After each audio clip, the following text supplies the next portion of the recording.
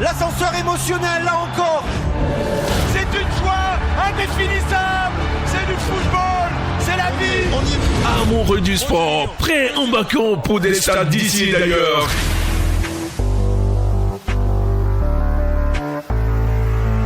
Chaque dimanche, de 15h à 17h, rejoignez-nous pour un marathon palpitant de tous les sports. Vous y êtes. Des exploits et des performances extraordinaires. La voilà, la sensation. Des analyses pointues, des interviews exclusives et une ambiance sportive garantie du jamais vu. Ne manquez pas ce rendez-vous incontournable sur Radio Afrique Santé. Radio Afrique Santé.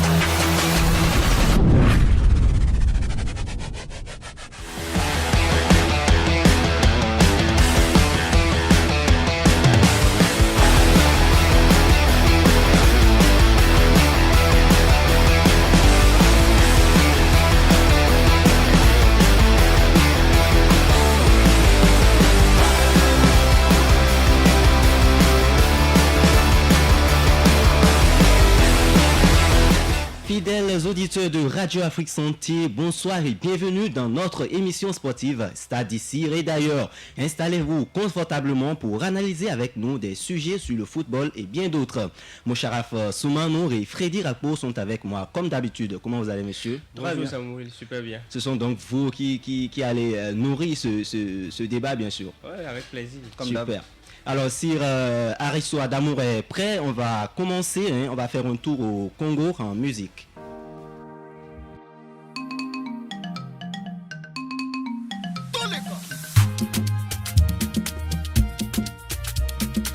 Bébé qui n'a rien dit. Nouveau code. Oublie tes problèmes, tes soucis, rejoins-nous. Et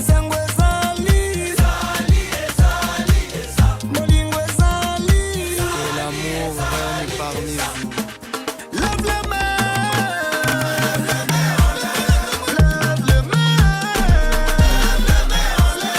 Souris avec moi. Danse avec moi. Tu viens de loin, c'est pas ici que tu dois lâcher. Tete tinasuka, fanda wana.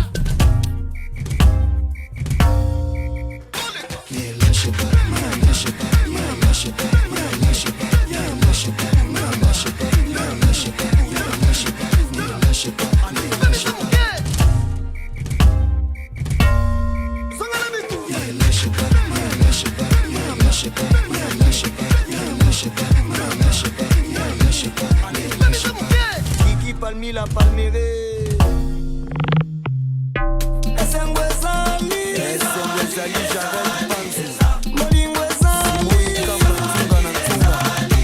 Petit béton. Lève les mains.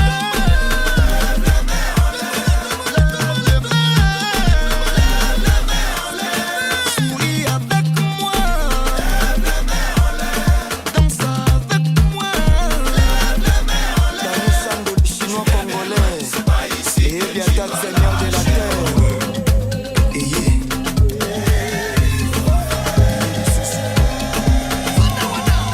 Abed, Achour, le patron beau gosse. Ne lâche pas, ne lâche pas, ne lâche pas, ne lâche pas, ne lâche pas.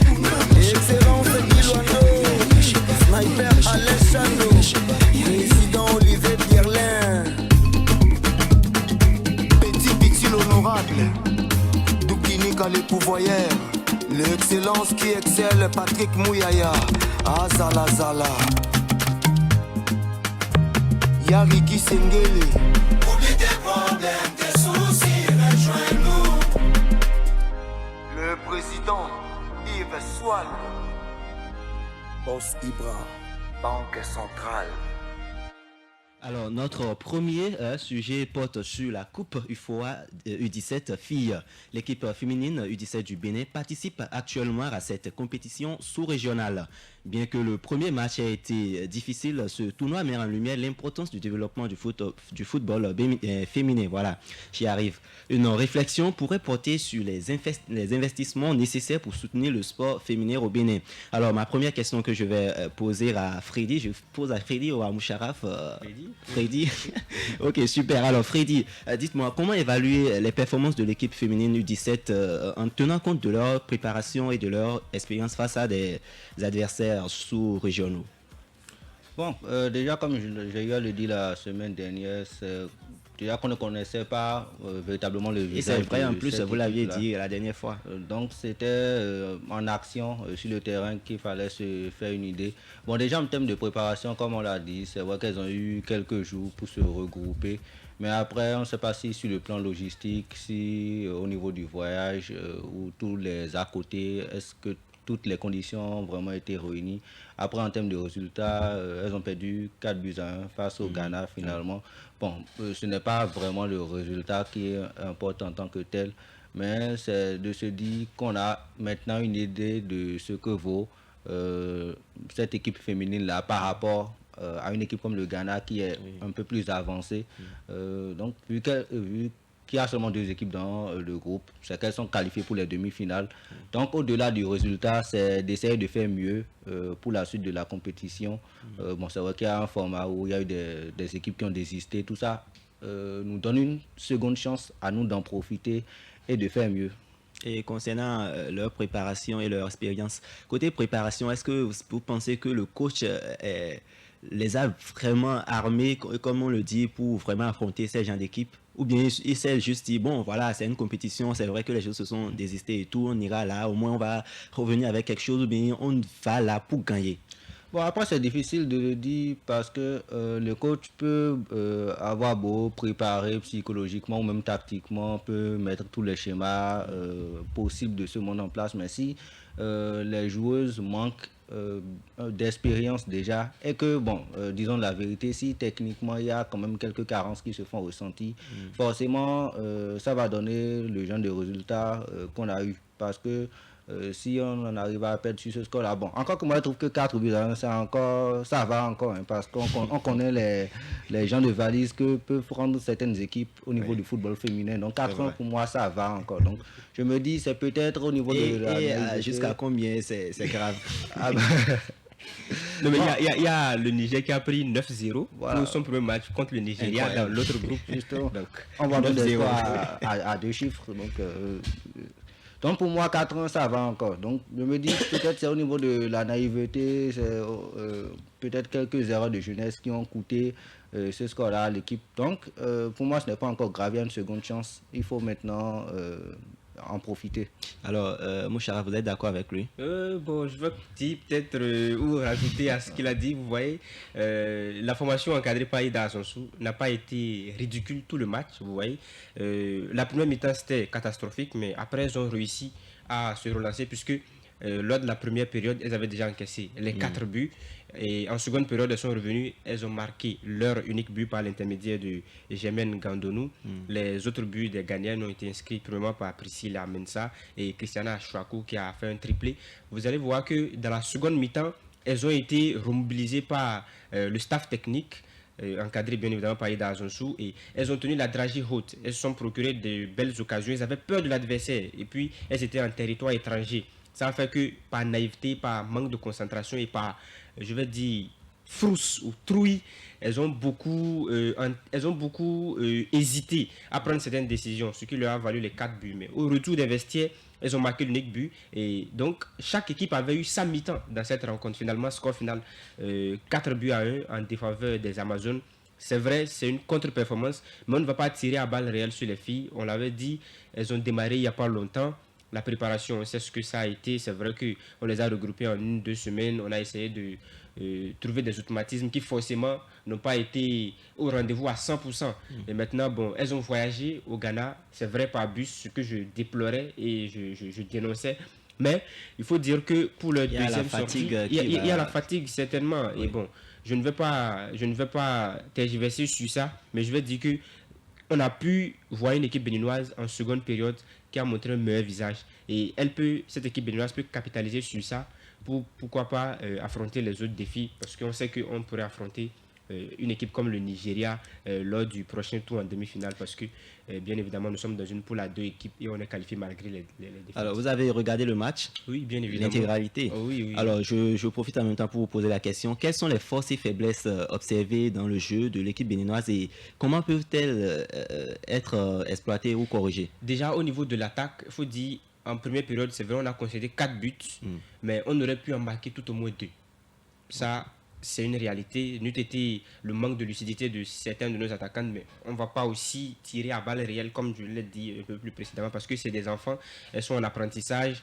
Et on les voit, c'est nos filles issues des classes sportives qui étaient il y a quelques semaines au Niger. Exactement. Donc il y a encore beaucoup de choses à peaufiner. Il y a du travail qui reste à faire comparé à certaines joueuses ghanéennes qui, elles, évoluent déjà, c'est vrai, dans le championnat ghanéen en catégorie, mais aussi du côté de l'Afrique du Sud, du côté de la Tanzanie et même en Europe, en Angleterre. Donc, c'est ce qui fait la force de cette équipe. Maintenant, côté défensif, lors des premières minutes, on a vu une équipe béninoise qui avait véritablement peur. C'est comme si elles ont trop respecté l'adversaire et il va falloir que le staff technique travaille sur la psychologie des joueuses dans la mesure où c'est le football, il y a 11 joueuses sur le terrain à Pram-Pram, c'est le lieu où se tient la compétition. Vous êtes 11, elles sont 11, vous êtes des filles, elles sont des filles.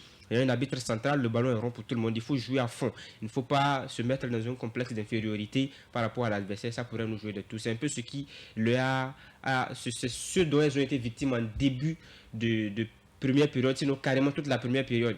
Après, on les a vus revenir en seconde période où elles ont affiché un meilleur visage et elles ont marqué l'unique but de la seconde partie qui, si c'était en aller-retour, disons, on a perdu 4-0, on a gagné 1-0. Donc, c'est Alors, Freddy, vous aussi, vous avez regardé le match? Non, je n'ai pas eu la chance de... Mais vous avez regardé les vidéos. Vous êtes d'accord avec Moucharaf? Oui, bon, vous avez dit qu'on est toujours d'accord. Mais bon, après, comme il a dit, je pense que le facteur psychologique forcément va beaucoup jouer parce que déjà étant des filles qui viennent du Bénin, bon, d'une manière ou d'une autre, il faut se dire la vérité, il y a souvent ce complexe d'infériorité où on se dit que bon, footballistiquement, on a peut-être quelque chose de moins que les autres équipes, surtout quand on entend le Ghana, bon, quand on connaît toutes les références que... le parcours des joueurs, dans les catégories, que ce soit au niveau des hommes ou des femmes, forcément ça joue dans la tête. Et peut-être quand on entre aussi, quand on est dans le tunnel et qu'on voit que peut-être les autres filles, physiquement, sont un peu plus imposantes et peut-être au niveau des équipements, des maillots un peu plus clean, des crampons, tout, au niveau des équipements, tout est parfait, alors que bon, côté béninois, on sait tout ce qu'on a traversé pour avoir ne serait-ce que le minimum. Forcément, ça joue dans les têtes. Et sur le terrain également, si techniquement aussi l'équipe adverse montre des aptitudes un peu plus avancées, forcément ça va jouer. Mais comme je l'ai dit, il y a eu ce premier match-là qui a permis de voir les limites et aussi des forces, parce que comme on l'a dit, malgré le score, on a pu voir des forces offensivement. Oui. Si on arrive à régler les problèmes au niveau du réalisme, ça peut donner quelque chose. Donc l'enjeu maintenant, c'est de jouer cette demi-finale-là en n'ayant plus de pression, en jouant son va-tout, en se disant que, comme Moucharaf l'a dit, on est 11 sur le terrain, on suit côté adverse, on suit dans notre camp, donc on joue comme si on joue le match de notre vie. Donc ça doit être ça, la mentalité au niveau de l'équipe béninoise maintenant pour finir sur une bonne note. Alors dites-moi, si c'était vous le coach de ces filles-là, qu'est-ce que vous allez leur dire pour le prochain match?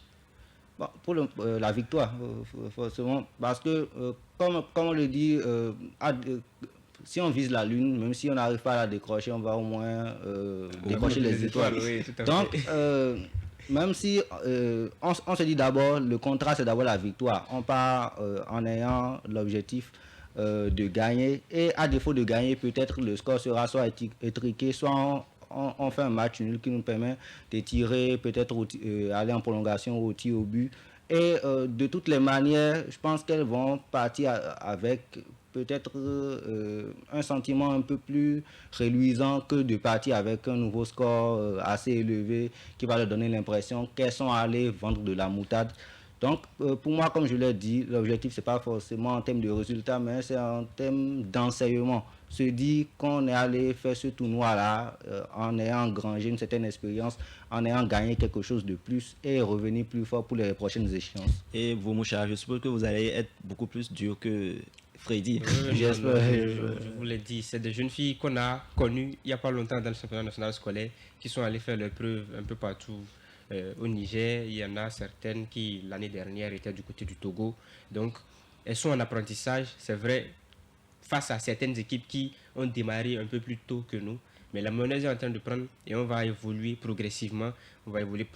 Mais déjà, en demi-finale, on aura croisé le Nigeria, certainement, parce que le Nigeria va terminer première. Les Super Falconets, comme on les appelle, vont terminer première de leur groupe B, après avoir su classer leurs adversaires, la Côte d'Ivoire et le Niger, bien évidemment.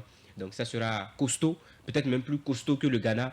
Et il va falloir aussi essayer de capitaliser en apprentissage et en expérience face à ces voisines du Nigeria. Après, bon, on aura certainement un match de 3e place. Et là, il va falloir jouer le va-tout. On pourrait tomber sur une équipe comme la Côte d'Ivoire ou pourquoi pas le Niger. Ça va dépendre du résultat du 3e match du groupe B. Et pourquoi pas essayer de faire un résultat positif et ramener la médaille de bronze. Alors, super. On va quitter le football pour parler handball. Vous jouez au hand? Bien évidemment. Moi, je joue tout. Et vous, Freddy? J'ai joué au secondaire. Secondaire, c'est loin ça. Alors, je ne sais pas si vous le savez, mais il y a une ouverture prochaine d'une académie de handball par le HBC Nantes au Bénin. Cette initiative vise à combiner sport et éducation, renforçant les infrastructures locales. Ce projet pourrait lancer, selon moi, ce projet pourrait lancer un débat sur l'importance des partenariats internationaux dans le développement des sports locaux. Ma première question que je vais poser directement à Moucharaf, c'est en quoi l'ouverture de cette académie de handball pourrait-elle transformer la pratique de ce sport au Bénin, tant sur le plan sportif qu'éducatif? Déjà, Samuel, c'est une très bonne nouvelle que le Bénin sera doté d'une académie de handball. Ça, je ne pense pas qu'il y ait un acteur sportif, qu'il y ait un analyste ou consultant qui puisse dire le contraire, dans la mesure où vous, comme moi, comme Freddy aussi certainement, nous sommes journalistes. Oui. Nous sommes allés à l'école du journalisme. Exactement. Nous avons fait une formation, ne serait-ce que ce soit 1 an, 2 ans, 3 ans, 3 mois, 6 mois, tout ce que vous voulez. Mais nous sommes allés apprendre quelque chose. Et donc, dans cette logique de je veux exercer un métier, il faut bien que je l'apprenne.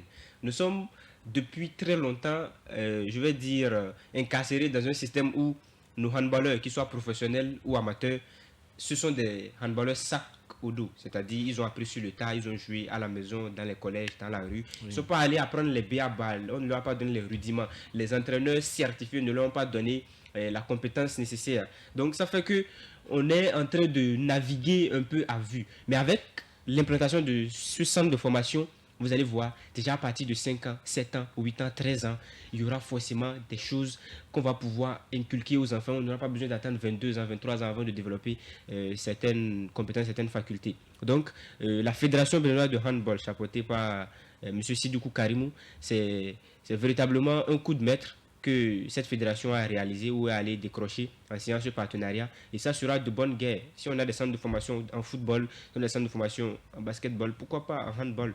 Et ça ne peut que faciliter, bien évidemment, le développement de ce sport-là, de cette discipline en République du Bénin. Et pourquoi pas, ça va donner à ce que nous ayons des meilleurs internationaux qui puissent porter l'étendard de notre pays plus haut. Alors, Freddy, vous êtes d'accord avec lui? Totalement. Bon, comme il a dit, franchement, c'est difficile qu'un acteur sportif... Je me dis, puisqu'il y a déjà, je ne te coupe pas, puisqu'il y a déjà des écoles de football, Andali et autres. Oui, alors voilà. Ça, il y aura le centre de football féminin. Un peu partout, il y en a. Donc, voilà, donc, je ne sais pas, ouvrir une école de handball, je pense que ça va permettre déjà je ne sais pas, à nos collaborateurs qui sont à l'extérieur de se dire, voilà, le Bénin est un pays qui commence pas à se développer sportivement, donc il faut aller vers eux, leur proposer notre projet. Si c'est bon, tape, on rentre dedans et puis on va voir ce que ça va donner. Donc je pense que déjà, quand ça commence comme ça, c'est des trucs qu'il faut féliciter et déjà, il faut aussi permettre à nos parents, déjà, parce que c'est ça aussi le défi, permettre à nos parents aussi de dire oui, c'est un truc sérieux, si ma fille veut faire ça, je laisse ma fille, parce que les parents ne font plus confiance à ces écoles-là. C'est ça le souci. Oui, donc, déjà, ça rejoint un peu le débat qu'on a eu il y a 2 semaines au niveau de la construction des aires de jeu, au niveau du football, pour nos jeunes pratiquants du sport roi. Donc, comme je le disais, tous ces projets-là sont les bienvenus du moment où ça permet à ce qu'on ait la pratique du sport dans les conditions optimales. Ouais. Donc, c'est déjà ça le premier enjeu.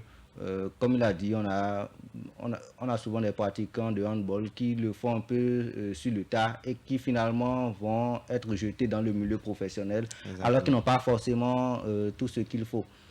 Après aussi, comme je le dis souvent, quand le Bénin ou tout autre pays arrive à décrocher ce genre de partenariat, c'est parce qu'il y a quelque chose qui se fait déjà au plan local. Donc au niveau de la fédération de handball, avec Sédikou Karimou, il y a une certaine professionnalisation, que ce soit au niveau du championnat ou bien au niveau des autres aspects qui étaient déjà en marche. Donc c'est aussi dans la continuité de tout ça qu'on arrive à avoir ce genre d'opportunités.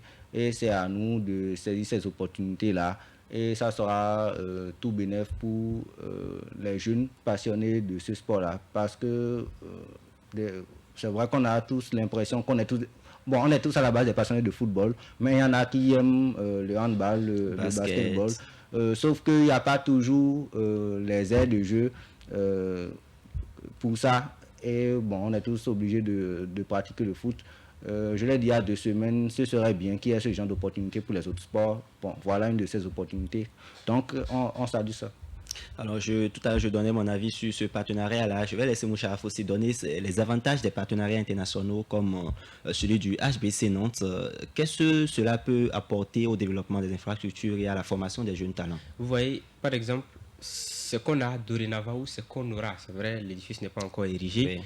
Mais ce qu'on aura dorénavant, un centre de référence où les parents, les encadreurs sportifs oui. pourront envoyer leurs enfants pour enseignement didactique, pour enseignement physique, enseignement tactique, et ce sera assorti d'un stage. Vous voyez, la cerise sur le gâteau avec ce type de projet, c'est que quand les jeunes sont formés, ils ont la possibilité, soit avec un lobby qui s'y implique bien évidemment, d'être vendus à l'international quand ils finissent leur formation, quand ils réussissent à faire leurs preuves et montrer que oui, ils ont atteint un certain niveau de connaissance, ou carrément, il y aura des mini-stages de quelques mois ou de quelques années où on envoie les jeunes aller jouer des tournois internationaux. Tout ça, ça participe nécessairement à d'abord la maturité des jeunes joueurs eux-mêmes et aussi à renforcer leur ambition et leur volonté de devenir véritablement des professionnels. Les Nicolas Karabatic qu'on a eu en France, c'est des gens qui sont passés par des écoles de formation. Ils ne sont pas levés comme ça. Donc si le Bénin aujourd'hui réussit à avoir, comme ça a été dit et ça a été signé en accord, cette école de formation de handball, ce n'est que bénéfique pour le pays, pour les sélections des catégories déjà. En U17, on aura des enfants qui ont appris en U20, en U23 et aussi en sélection Fanion. Donc, et ça sera une continuité en quelque sorte. Bien évidemment, ce sera une continuité et on ne va plus naviguer à vue comme ça se faisait de par le passé. Il y a quelque chose qui commence. Et ce qui est bien, c'est que quand ça commence, ça ne s'arrête pas. Quand ça commence, on a peut-être une ouverture d'un centre, on en aura une ouverture d'un deuxième centre, une ouverture d'un troisième centre au fil des années. Pourquoi pas? Ça va se proliférer. Et pas seulement pour le football ou le handball, il y a basketball. Toutes les disciplines, oui, voilà, bien évidemment. Pétanque et autres. Alors, Freddy, je vous laisse conclure. Comment garantir que ce type d'initiative ait un impact durable sur le développement du handball et d'autres disciplines sportives au niveau local? Bon, déjà, c'est que lorsque ces partenariats sont signés, c'est que l'édifice puisse vraiment voir le jour. Parce qu'une chose est de poser la première pierre, mais si quelques années après, on se retrouve à se dire que finalement, il n'y a pas eu d'académie, que ça n'a jamais vu le jour, ou qu'on a démarré, que finalement, c'est devenu un éléphant blanc, bon, ce sera un peu dommage. Donc ça, c'est le premier pas, c'est que oui, il y a un partenariat, mais que ça se concrétise réellement. Ensuite, l'autre enjeu, c'est que c'est qu'après la construction, sur les années qui suivent, que l'académie puisse produire des résultats, que la formation soit bien administrée, qu'on puisse avoir peut-être des joueurs de renom qui sortent de ce genre d'académie-là. Pour que déjà, ceux par qui on a pu bénéficier de ce partenariat-là puissent voir qu'il y a eu du sérieux, un travail sérieux qui s'est fait, et ça va peut-être amener d'autres, parce que déjà c'est un partenariat qui vient de France, qui vient d'une ville de Nantes. Donc, s'il y a une première référence en termes de partenariat Bénin-France, ça peut amener d'autres équipes françaises, par exemple le PSG qui est une référence mondiale en termes de basket. Pourquoi pas les amener à peut-être faire notre partenariat ici au Bénin. Donc je pense que c'est aussi par là qu'on pourra montrer qu'on est un pays émergent en termes de handball, qu'on veut vraiment développer ce sport-là et attirer un peu plus les regards sur nous positivement.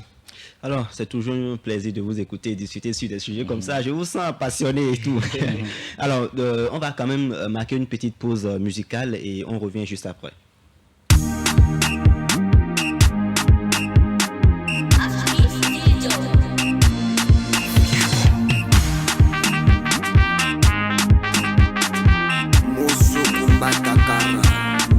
Manifeste-toi, Diolongo. Wodina monde moyelelo, el général ici moyelelo. Tobobi na miso na miswe, tobobi na miso na miswe. Mama, alelo, alelo.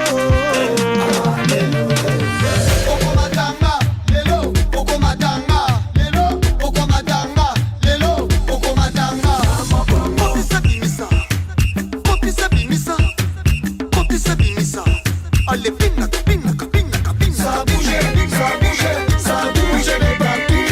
Ça a bougé, ça a bougé, ça a bougé les parties. Ça a bougé dans mes pieds, ça a bougé dans mes reins, ça a bougé dans mon cœur, ça a bougé dans ma tête. Ça a bougé, ça a bougé, ça a bougé les parties. Ça a bougé, ça a bougé, ça a bougé les parties. Allez, pinna, pinna, pinna, pinna, pinna, pinna, pinna.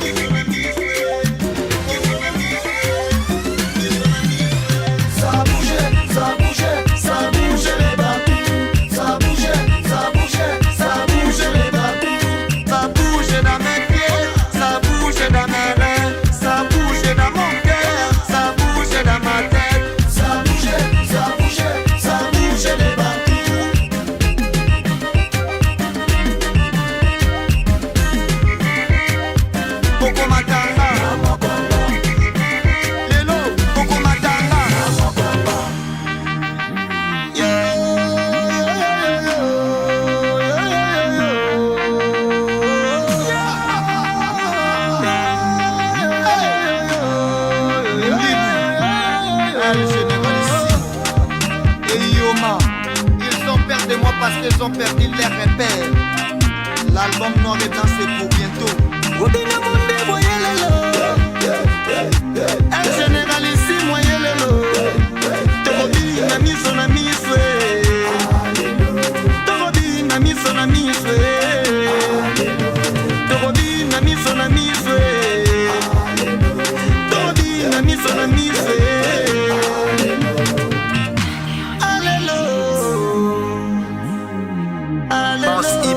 Hôtel 4 étoiles, Nalemba. Alors, on remercie Si, Robinho, il s'appelle Robinho. Je ne sais pas si vous le connaissez. Toi qui aimes les sons congolais et tout. Ça a bougé. Super. Alors, la prochaine fois, on va te laisser quand même chantonner quelques trucs là, quelques paroles. Pourquoi pas, si tu es prêt, bien sûr. Super. Alors, notre troisième et dernier sujet, c'est sur l'impact des trophées CAF sur le développement du football africain. Depuis sa création, la cérémonie des trophées CAF célèbre des joueurs, entraîneurs et équipes qui ont marqué l'année dans le football africain. Ces distinctions visent à promouvoir des talents du continent et à motiver les générations futures. Cependant, leur influence va au-delà de la simple récompense, jouant un rôle dans la valorisation du football africain sur la scène internationale. Alors, notre grand journaliste Moucharaf va nous dire en quoi les trophées contribuent-ils à la reconnaissance des talents africains sur la scène mondiale. Vous savez, cette distinction qui a vu le jour en 2000, parce que c'est depuis 2000, l'année 2000 que la CAF, Confédération africaine de football, a commencé à décerner ces trophées. Parce qu'il fallait, c'est vrai, tout le monde a les yeux rivés sur le ballon de France Football, mais ça ne pouvait pas s'arrêter là, dans la mesure où les Asiatiques, ils ont pour eux, les Américains ont aussi leur distinction personnelle continentale. Donc il fallait bien évidemment que nous puissions nous-mêmes avoir notre distinction continentale. Et depuis 2000, aujourd'hui, je crois la 24e édition, cette année, en 2024, la 24e édition, c'est vrai, en 2020 et en 2021, il n'y a pas eu de distinction à cause du Covid ou du coronavirus. Voilà, j'y arrive. Parce qu'à un moment donné, on ne savait plus si c'est... Voilà, on n'a pas eu de distinction lors de cette année 2020-2021. Mais il faut déjà dire que les 5 joueurs qui sont nominés pour cette édition de l'année 2024, véritablement mérités. Simon Adingra, Ademola Lookman, Rowan Williams, Serhou Guirassy, Achraf Hakimi, véritablement mérité, même si moi j'ai un pincement au cœur de ne pas voir Mohamed Salah dans cette liste des 5 finalistes. Mais il faut dire que c'est une distinction, Samuel, très rapidement pour revenir à votre question, qui dorénavant crée de la concurrence entre les joueurs africains. C'est vrai, dans leur club européen, asiatique ou même dans leur club africain, ils se disent qu'il y a un supplément d'âme que si je réussis à faire montre, je pourrais bénéficier d'une distinction ou d'une nomination. Et forcément, quand vous réussissez à remporter cette distinction ou quand vous réussissez à figurer dans la liste des personnes nominées pour remporter cette distinction ou les différentes distinctions, parce qu'il n'y a pas que le meilleur joueur africain, il y a meilleur entraîneur, meilleur gardien, il y a meilleur jeune joueur. Donc tout ça, ça vous booste en capital confiance, ça vous booste en ambition de faire mieux. Et quand vous réussissez à faire mieux, c'est que vous gagnez en notoriété, vous gagnez en argent et aussi vous êtes coopté pour être ambassadeur de la CAF. Même quand vous aurez à finir votre carrière, vous pourrez être positionné ou sollicité pour certains grands événements. Donc c'est de bonne guerre, c'est tout bénéf pour non seulement la CAF, les joueurs et les joueuses, les entraîneurs et tous les acteurs du football. Alors Freddy, vous êtes d'accord comme d'habitude avec Moucharaf? Oui, forcément, il a exposé plusieurs raisons qui sont d'ailleurs réelles. Après, ce que je rajouterais, c'est que ce genre de distinction répond tout d'abord à un besoin qui est tout à fait humain. C'est que autant que nous sommes, quand on est dans un corps de métier, quand on fait un travail, on a tous envie, à un moment donné, d'être récompensé. D'avoir peut-être le temps d'une soirée, tous les yeux braqués sur nous, nos pairs, des gens qui sont dans la même corporation que nous, qui nous reconnaissent pour le travail qu'on fait. Et je pense que c'est pour cela aussi que c'est autant disputé, que ce soit le ballon d'or africain ou le ballon d'or France Football. Il y a autant de débats autour de qui est le meilleur, parce que bon, ce sont des choses qui nous passionnent tous autant que nous sommes, que ce soit les footballeurs ou bien les fans lambda de foot. Après, au-delà de ça, c'est que le temps d'une soirée, l'Afrique ou le football africain d'une certaine manière le centre du football mondial, parce que on ne parle que de ça, et au-delà de l'Afrique, hein, que ce soit en France ou bien dans d'autres pays, on parle de cette distinction du meilleur footballeur africain, parce qu'il y a de grands footballeurs ici en Afrique. On a des stars sur le plan mondial. Quand on parle de Serhou Guirassy qui a émerveillé tout le monde sur la scène européenne. Bon, les années précédentes, quand on parle de Sadio Mané ou Mohamed Salah, c'était des top 5 ballons d'or, des top 3. Donc forcément, ça va intéresser les gens au-delà de l'Afrique qui vont en parler. Et ce qui est aussi bien à cette cérémonie, c'est qu'elle est respectée par justement nos stars. Parce que quand on prend par exemple le cas de l'Asie, il y a beaucoup d'éditions par exemple où les organisateurs ont beaucoup de mal à réunir les stars de ce continent-là parce que bon, ils sont peut-être occupés à jouer le championnat avec le club. Il y a le décalage horaire. Justement. Donc au moins ici en Afrique, on a la chance d'avoir nos stars qui participent à la cérémonie. Je crois que c'est très rare qu'il n'y ait pas de stars. Bon, peut-être le seul exemple que j'ai de tête, c'est peut-être en 2008 où il paraît que c'était Drogba qui devait l'avoir et finalement il a décidé de ne pas venir et on l'a remis à Kanouté. Bon, en fait, ça c'est les théories du complot à non point fini. Mais après... C'est ce qui fait aussi ce truc-là, c'est ce qui fait que les gens s'intéressent à ces distinctions-là et tout. Ce que on se dit, voilà, telle personne va gagner, telle personne, et au final, la personne ne gagne pas. Donc, il y a toujours ce côté, je sais pas, critiquer ce que le joueur fait. Ou tout, ça, regardez le ballon d'or européen, comment ça, avec Vinicius et tout. Ça ne finira pas. Voilà. Maintenant, bon, il va falloir être objectif et à un moment donné, ramener la balle à terre, accepter, demander aux uns de travailler pour que la récompense puisse leur revenir. Alors, maintenant, Freddy, sur les 5, vous n'avez pas de griffes particulières, hein? Ils sont... Non, après, bon, je crois qu'on est sur une année où chacun des candidats avait des arguments à faire valoir. Bon, Seymour Adingra a remporté la CAN avec l'impact qu'on connaît. C'est vrai qu'il n'a pas débuté la compétition parce qu'il était arrivé blessé, mais il a été brillant. Il a marqué un but égalisateur contre le Mali. Et puis il a donné 2 passes décisives en finale contre son club. Mais le problème, c'est qu'au niveau de son club, il n'est plus titulaire comme ça, avant. C'est cette saison. Mais bon, la saison dernière, cette saison aussi, ça fait partie des saisons qui vont quand même... permettre aux gens de choisir. Oui, tout à fait. Oui, après, je pense que, comme je disais, chacun a des arguments à faire valoir, donc personne n'a volé sa place, mais après, il y en a qui méritent plus que d'autres, et bon, c'est plus là que le débat va se faire. Bon, notamment, il y a 2 personnes qui se détachent du lot. Alors, mon cher Rafa, quels critères devraient être prioritaires pour choisir le joueur africain de l'année? Pour moi, je crois que nous sommes dans une année CAN. Et en toute honnêteté, il va falloir qu'on puisse accorder du crédit un peu plus haut et élevé à notre compétition. Ouais. Je suis un peu navré pour Serhou Guirassy. Je suis un peu désolé et je m'incline devant toutes ces performances exceptionnelles, XXL et stratosphériques. Je ne sais pas s'il y aurait encore des adjectifs qu'on pourrait aligner. C'est bien mérité, même si on les aligne à ces adjectifs. 30 buts en 30 matchs la saison dernière. Il réussit à dépasser un certain Mario Gomez qui en 2007-2008 avait réalisé un impressionnant record de buts marqués avec cette même formation du Stuttgart. Après, Serhou Guirassy, il enchaîne avec le Borussia Dortmund. On l'a vu même lors des journées FIFA. C'est vrai, malheureusement, la Guinée ne s'est pas qualifiée, mais ce but retourné acrobatique, presque qu'il va chercher face à la RDC qui était sur un impressionnant ratio de 11 matchs sans défaite. Chapeau l'artiste, mais nous sommes dans une année CAN. Et quand on est dans une année CAN, la compétition continentale prime. C'est pour cela que, en toute humilité, je mettrai Ademola Lookman en dessus de Serhou Guirassy pour remporter ce ballon d'or. Parce que, bien évidemment, il est vice-champion de la Coupe d'Afrique des Nations. On a vu son impact lors de cette compétition inter-ivoirienne. Et à l'Atalanta Bergame, on a vu, il a réussi à infliger à lui tout seul cette première défaite au Die Werksheimer, le Bayer Leverkusen, qui avait survolé tout sur son passage en championnat et offrir à l'Atalanta de Bergame cette Coupe d'Europa League.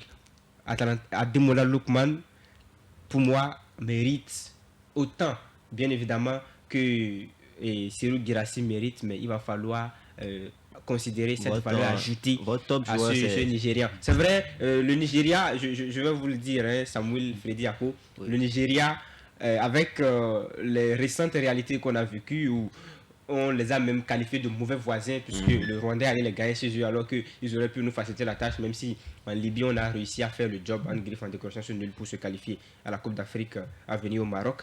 Le Nigeria, une dent de négativité pour eux, moi je le dis honnêtement, mais les preuves sont là. Ademola Lookman, ce qu'il a réussi à réaliser collectivement et individuellement, ça prime un tout petit peu sur Serhou Guirassy. Et mes amis guinéens, Yarouga Kamara, Mohamed Diaby, Abdul Rahman, Mohamed CFA Kamara vont peut-être m'excuser, mais logiquement, je pense que les deux gagneraient il n'y aurait pas de scandale, mais Ademola Lookman, chapeau, et Donc, je le vois, Ademola je le Lookman, vois sur la plus haute C'est marche de pour position. Girassi et la Oui, troisième personne. Ademola Lookman, Serhou Guirassy, Oui. et pourquoi pas, il faut essayer de mettre un jeune brillant, Simon Adingra, je le rappelais, parce que ce jeune, c'est vrai, il n'a pas démarré la CAN avec l'ancien sélectionneur Jean-Louis Gasset. Gasset, Oui. mais quand on a vu son impact en seconde moitié de cette compétition. On n'oublie pas son but égalateur face au Mali à la 90e minute. On n'oublie pas aussi ces 2 passes décisives décernées à Franck Kessié d'abord et ensuite à Sébastien Haller qui nous sort ce pied à la Zlatanesque pour finalement anéantir les rêves du Nigeria d'accrocher Alors, notre Freddy, étoile. votre top joueur. Déjà avant de donner mon top joueur, j'aimerais déjà faire le développement. Bon, c'est pas que je suis pas d'accord avec Mouchard. Mais après, quand on parle de l'argument Cannes, je veux bien l'entendre et je pense que l'argument Cannes, comme il a dit, c'est pertinent pour cette édition-ci. Mais pour moi, c'est que au-delà même si on est en année Cannes, c'est vrai, il faut être performant à la Cannes, mais il faut aussi faire quelque chose en club.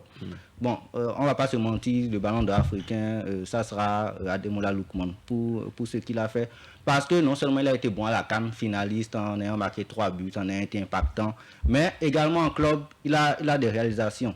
Je pense que son triplé en finale, je pense que mettre un triplé en finale de Coupe européenne, forcément c'est un exploit retentissant.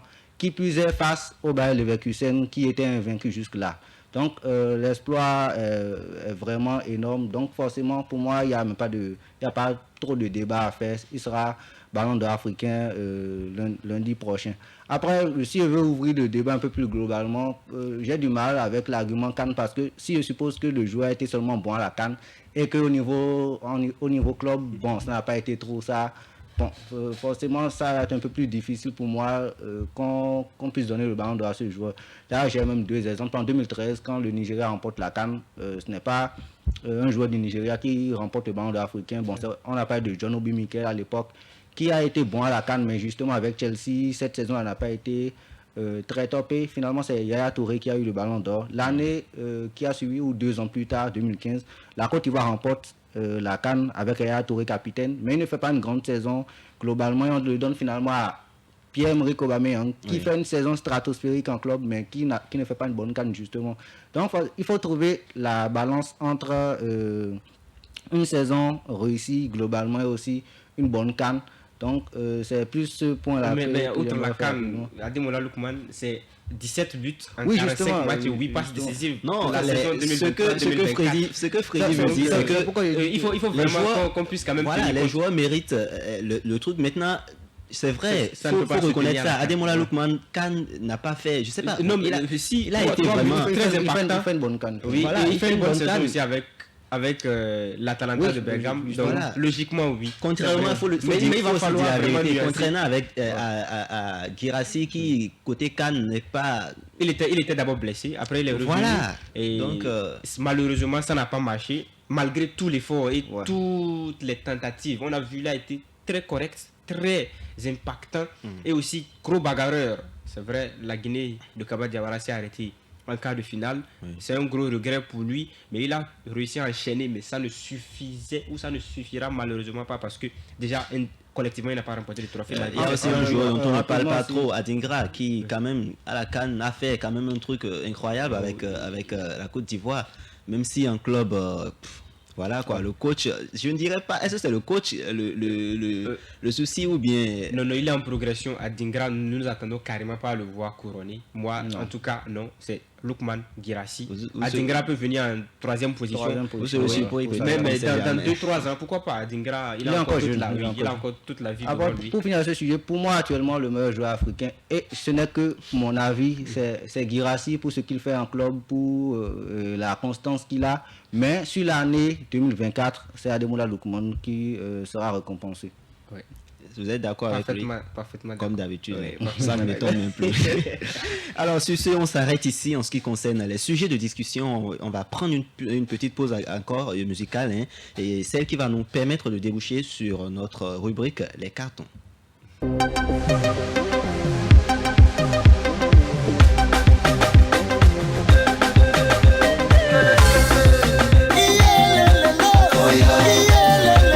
Oh yeah.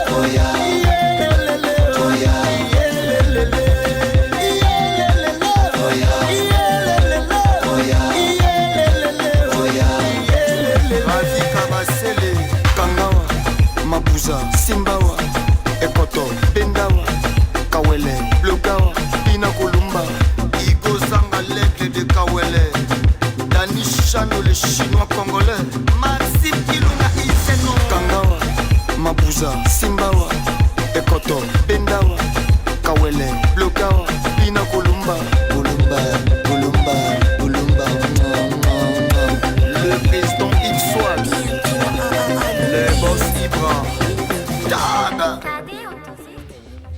Alors, notre rubrique les cartons, c'est il y a voilà. Je ne sais pas si vous avez des cartons. Bien évidemment. Vous avez des cartons à donner comme d'habitude. Alors, on va marquer une petite pause avant et après. Voilà, qu'est-ce que je raconte ça? Je sais pas. On va marquer une petite pause et après on revient pour les cartons.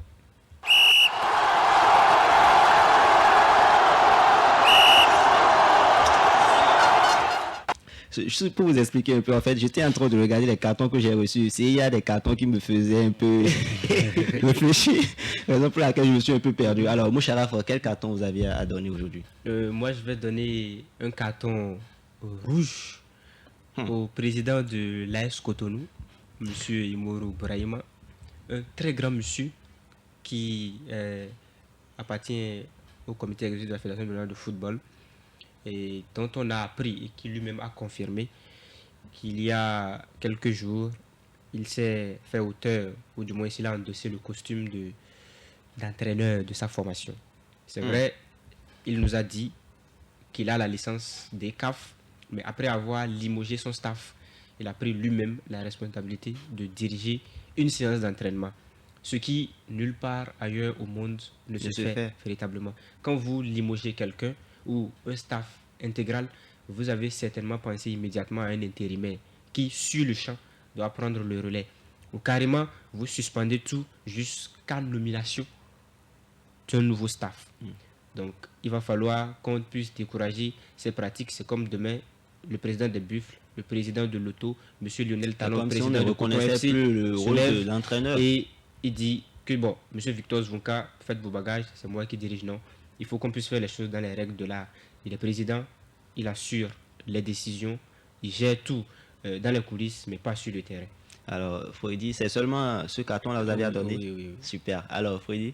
Pour ma part, le débat de tout à l'heure était tellement passionnant que je vais un peu prolonger. Carton vert, carton bien vert même pour Ademoula Lookman et Serou Girassi, qui ont marqué en milieu de semaine en Ligue des Champions. Lookman face au Real et Girassi ont doublé face au Barça, et malgré la défaite de leurs équipes ont quand même fait briller le continent africain.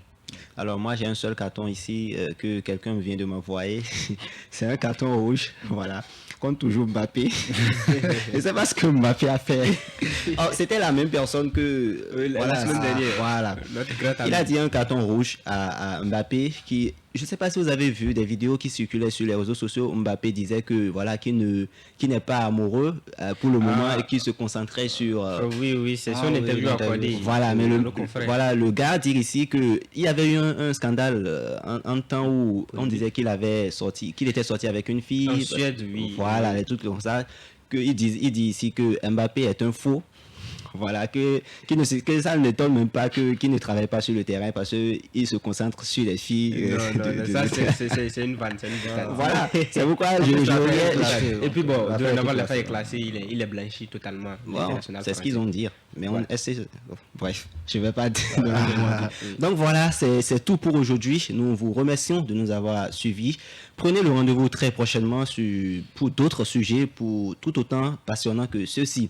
Abonnez-vous sur nos différentes plateformes, voilà, Facebook, YouTube et TikTok. Voilà, je ne sais pas si vous êtes abonné déjà, vous. Vous n'avez pas le choix.